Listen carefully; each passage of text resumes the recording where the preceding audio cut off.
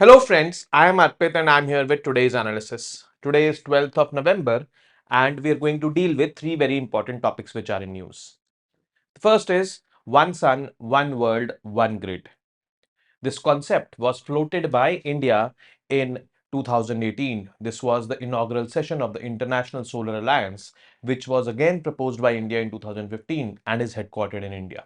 This aims to connect multiple countries through a common grid so that countries having surplus production of renewable energy can supply to those having deficit production.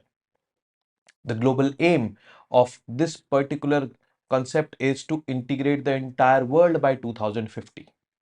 This is going to be a renewable energy grid which is going to supply renewable energy from one place to the other place. That is truly going to be a game changer. The best part is it is a brainchild of India. Next is QS World University Ranking has been released and India shines in these rankings. There are two colleges from India which are in top 50, IIT Delhi and IIT Bombay. Somewhere around 5 or 7 colleges in top 100, 7 colleges I think in top 100. And this has created, a good ecosystem for India of higher education. Although the number of graduates in India, they are disturbing. Around 27 to 28% of the youth go for graduation. The target under NEP is 50% by 2035. For that, we need world-class institutions. And yes, this ranking is a silver lining for us. Next is elephant protection in Shettihalli Wildlife Sanctuary in Karnataka has been a big question because, you know, a few days ago, an elephant was electrocuted, and the activists have started writing to the state forest minister that we need to take adequate measures to conserve the wildlife because there are provisions for further threats to the animals there in that wildlife sanctuary. Now, threats like electrocution, threats like loss of habitat, all these are prevalent. And obviously, these are due to human activities. That needs to be controlled. Then after that, we will be looking into the MCQs based on these three topics, discussing the answers of the MCQs of yesterday, and then we will be finishing off with this session. Now, one sun, one world, one grid. Now, this concept is based on the phenomenon that half of the earth is always under sunlight. Half is night, half is day at any point of time you see. Means in 50% of the earth, any time of the day, there is solar energy generation potential. But that solar energy generation potential needs to be distributed. What will those countries do if they have surplus power? That will go waste. Why to go waste? Why to waste that? And that too is renewable energy. Circulate it, send it to the deficit countries. But that will only be possible if there will be an infrastructure for sending it, and that infrastructure is called as grid through which electricity transmission happens. Now, India, world's fourth largest renewable energy, I would say developer, currently has uh, proposed some phenomenal, I would say, things in this domain, like International Solar Alliance, which is an alliance of more than 100 countries where the solar energy generation capacity is maximum. These are called as the sunshine countries, which are partly or fully in the tropics. And the solar power generation potential is maximum in these countries, but this can be distributed to other countries as well. So for its distribution, one sun, one world, one grid, another brainchild which was proposed by India. International Solar Alliance in 2015, one sun, one world, one grid. In 2018, that was the inaugural session of International Solar Alliance. So let us see what have been developments in this domain, what are the basics of one sun, one world, one grid, and we'll get to know more details about it. It is a very important topic. So in November 2024, India is actively engaged in discussions with several, countries, including Oman, UAE, Saudi Arabia, Maldives, and Singapore to establish cross-border electricity transmission lines. And which kind of electricity will flow through this? Largely non-fossil based fuel generated by solar energy, nuclear energy, hydropower, whatever it is. Clean energy will flow. So that is what it is furthering our one sun, one world, one grid. So one sun, one world, one grid. This grid will not only carry the solar energy, it can carry other forms of energy also, like tidal energy and all, and directly or indirectly they are linked with the sun only. This project was first proposed by the Prime Minister Narendra Modi in 2018 during the inaugural assembly of International Solar Alliance. So the ultimate aim is to connect the world. So launch OSOWOG was proposed by Indian Prime Minister Narendra Modi, 2018 ISA Assembly. It envisions a global interconnected solar grid. Global interconnected solar grid means ultimate objective of this one sun, one world, one grid is to connect the entire globe.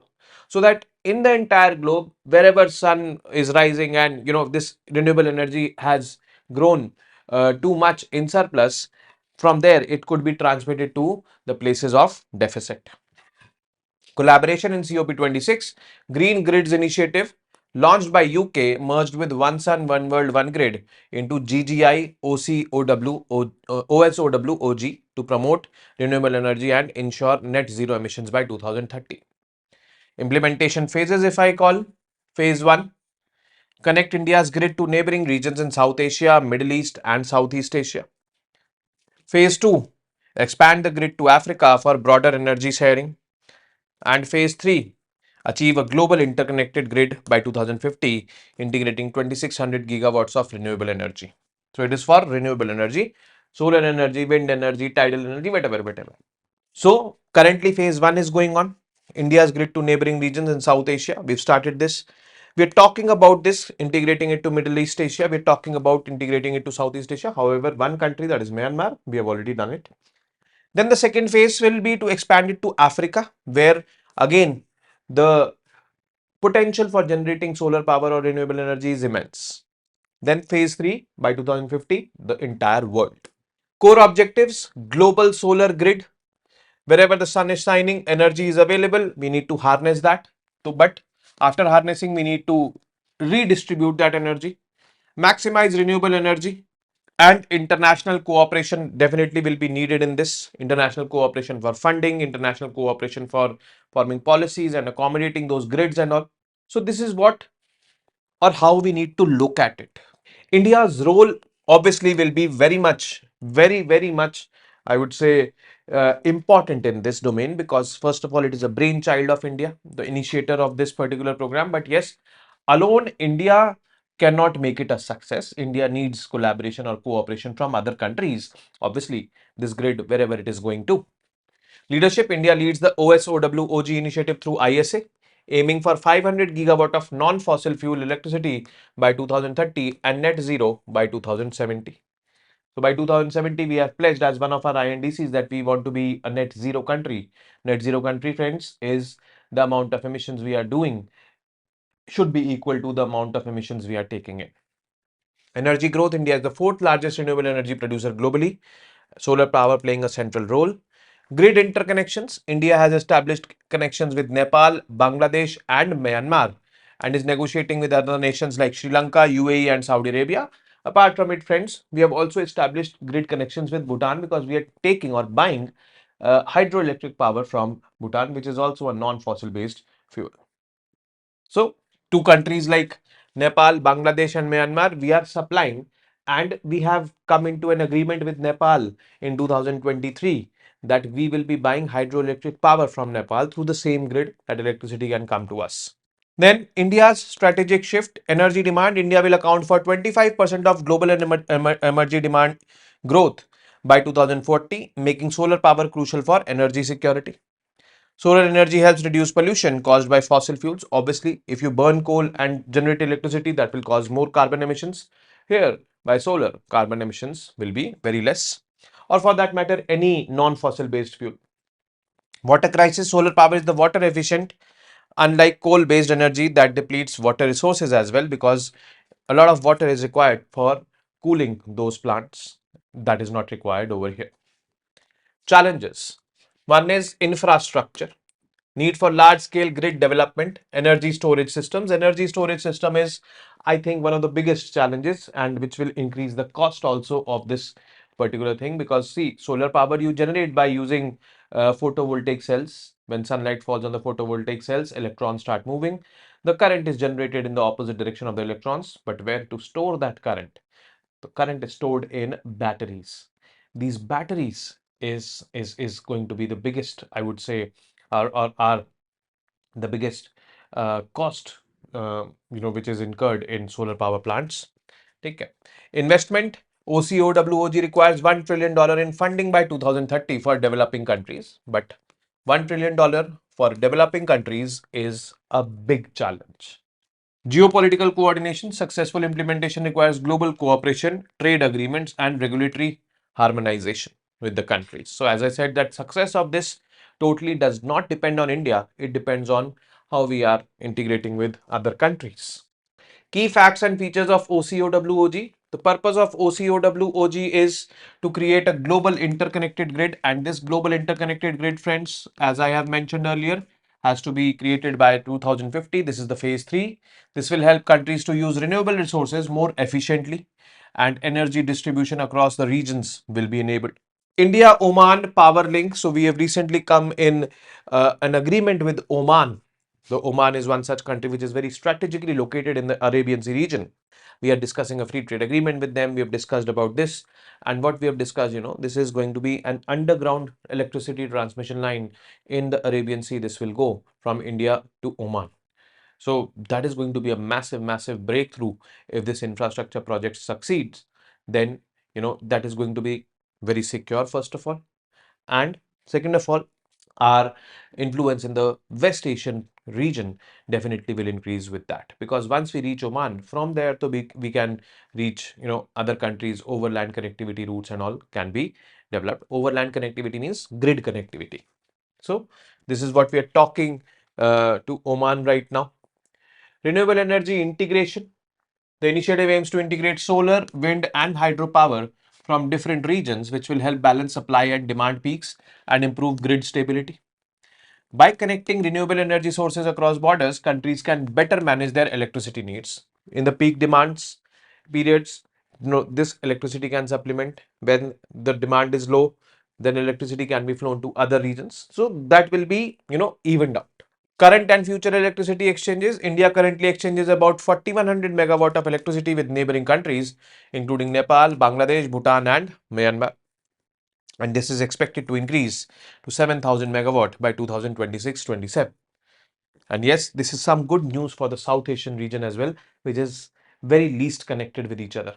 But this can lead to more connectivity, more prosperity in the region, because energy is something which is required for economic development. This is the basic ingredient required for doing economic development.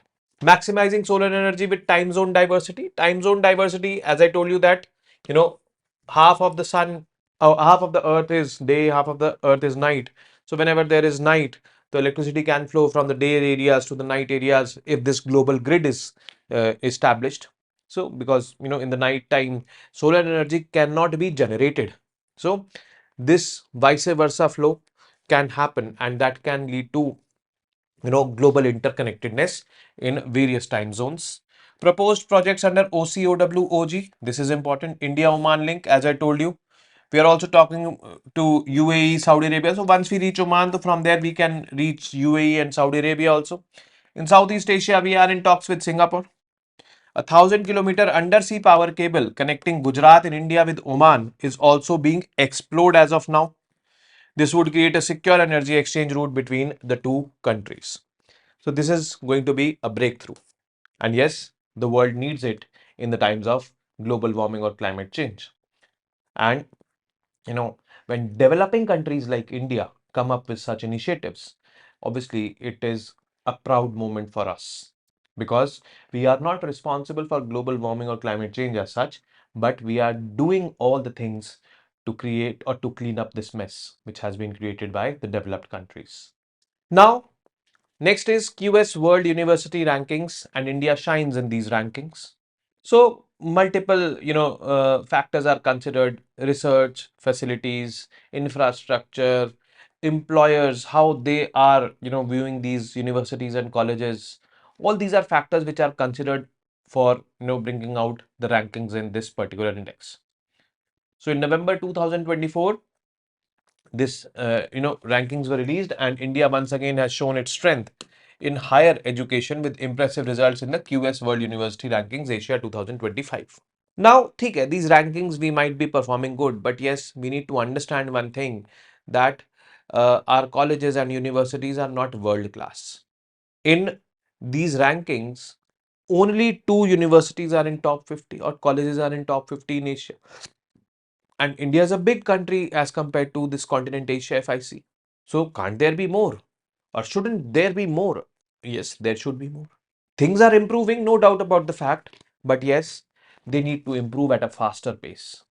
More and more students need to, adopt higher education or undergo higher education in the country. We as a country are the world's youngest country. We are, you know, at such a position where we can reap the demographic dividend. Demographic dividend is basically the profit coming out of population, and that profit will be maximum if the population is skilled. And where will the population get those skills? The population will get those skills in the colleges and universities. So we need good universities, good institutions, which will, prepare a workforce for the future, a skilled workforce, an efficient workforce, and, a more tolerant workforce. So that is why this is important. And yes, this is a silver lining, that latest ranking highlights the growing competition among universities in Asia and reflect India's increasing influence in the global education landscape. So 162 universities in India, they were counted. China mainland 135, Japan 115, South Korea 101, and like these.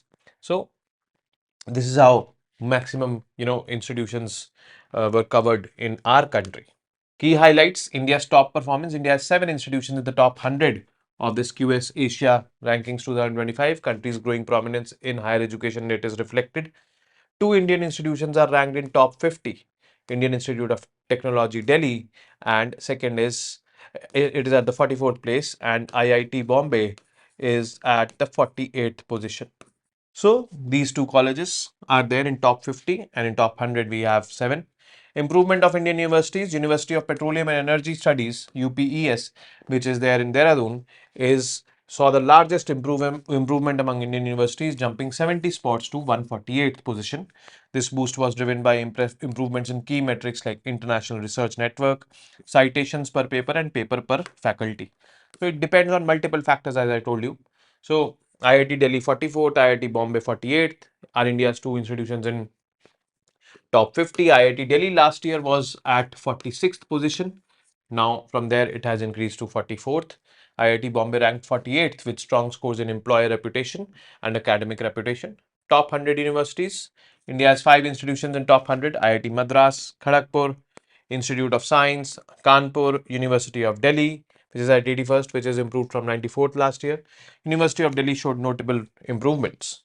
So, as per the new education policy, friends, it is basically a mandate also that universities promote research.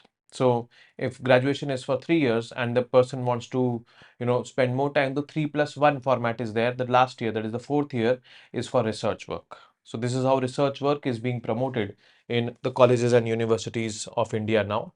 The top 150 universities, India's higher education strength extends beyond this.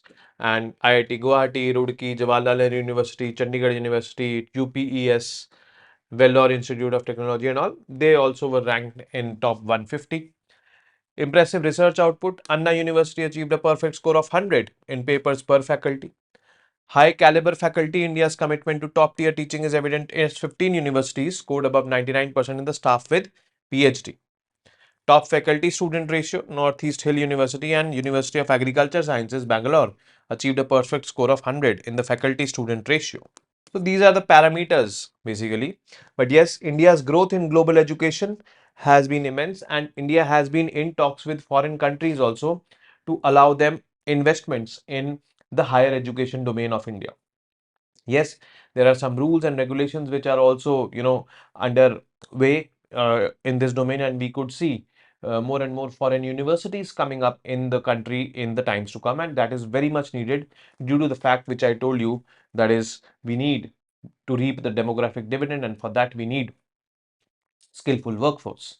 So these are, I would say, the incubators of skillful workforce, the universities, colleges and all. So over the last decade, India has made significant progress in this rankings. In 2025, India has 46 institutions in the rankings compared to just 11 in 2015, showing a 318% increase. This growth places India among the top contenders in higher education, particularly with Southern Asia. India's two institutions in top 50 and 7 in top 100 highlight the country's commitment to building world-class universities and enhancing its global competitiveness. So, we need to keep going and going in this domain. We need to keep improving. And the last piece is elephant protection in Shettihalli Wildlife Sanctuary. Wildlife Sanctuary, first of all, let me tell you, they are administered by the state governments. On the other hand, we have national parks which are administered by the national government or the central government. And both of these are called as protected areas. So protected areas, the aim and objective is to conserve the population of the wildlife, flora and fauna. And here we're talking about elephants in Shettihalli Wildlife Sanctuary. So on November 9th, 2024, environment activists raised certain concerns which are the growing threats to the elephants in the Shettihalli Wildlife Sanctuary. Shettihalli Wildlife Sanctuary is located in Karnataka. The elephant died from electrocution after it wandered into a cornfield in Veera Gorana Baryankopa in November 5.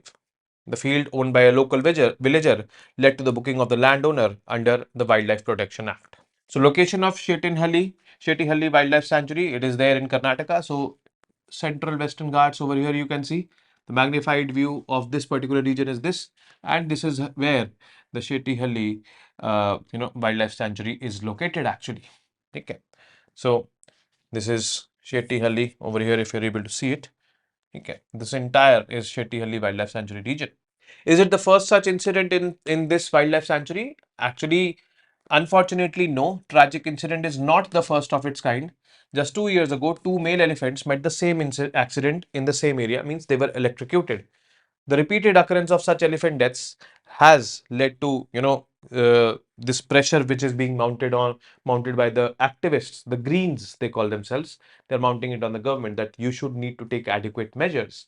And they have given a list of, I would say, their demands that these things should be done.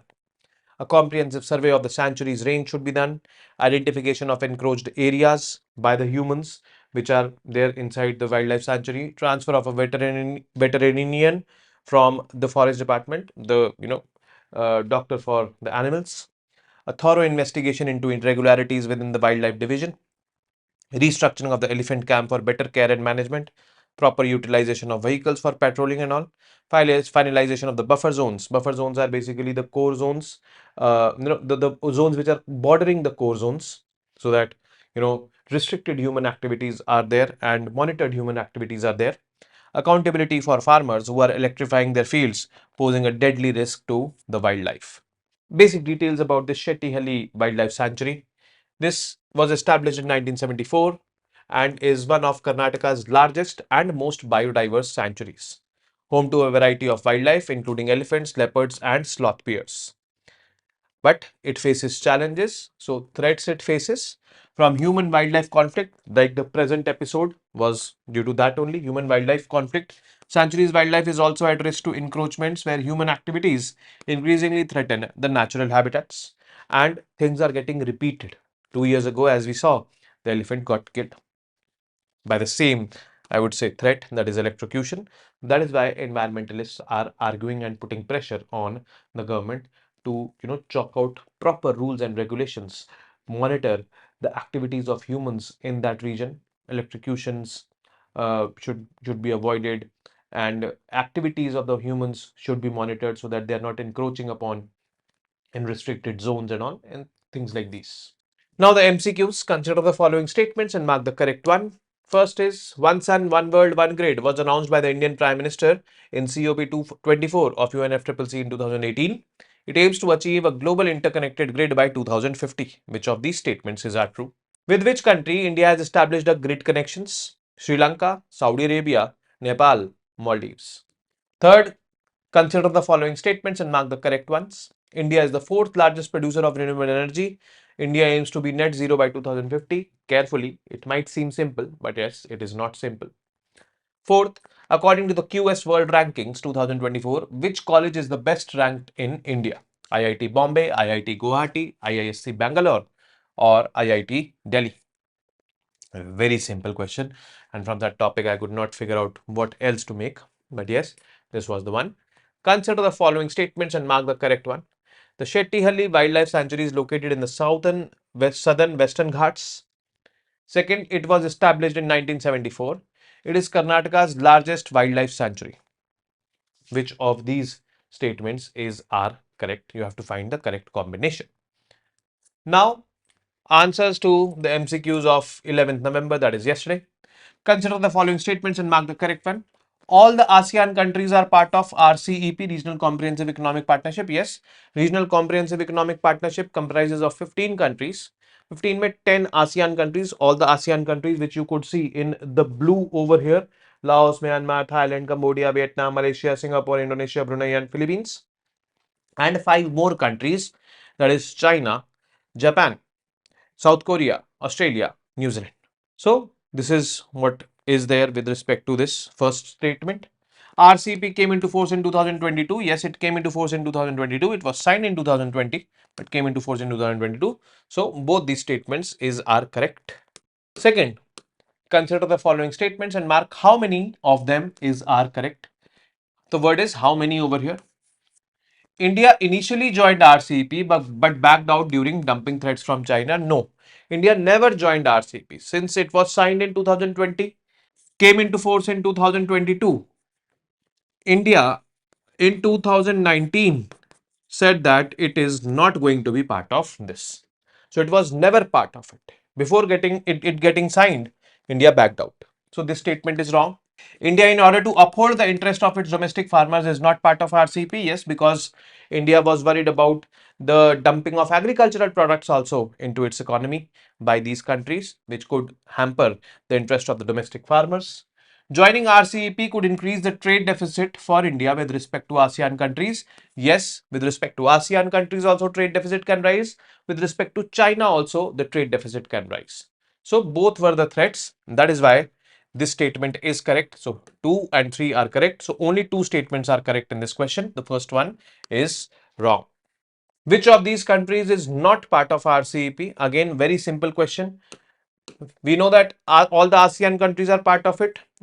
Apart from ASEAN countries, China, Japan, South Korea, Australia, New Zealand are part of it. So Vietnam is an ASEAN country. It is not the right answer. New Zealand is part of it is not the right answer. Japan is also part of it. It is not the right answer. Fiji is going to be the right answer. Fourth, which of the following countries share a boundary with Guyana? Now, again, coming to the map, Venezuela on its western side, Brazil on its southern side and southeastern side also, and Suriname on its eastern side. These are the 3 countries which share boundary with Guyana. So, Venezuela shares, Brazil shares, and Suriname shares. Ecuador does not share. Ecuador is somewhere here. More western side it is. It is somewhere here, Ecuador. So, it by any chance does not share the boundary with Guyana. So 1, 2 and 3 are going to be the correct option for this question. So with this, we come to an end of today's session. I will be seeing you tomorrow now with more such informative news pieces. Till then, you guys very well know what to do. Keep studying, keep reading, keep writing, and most importantly, keep revising. Namaste. Jai Hind.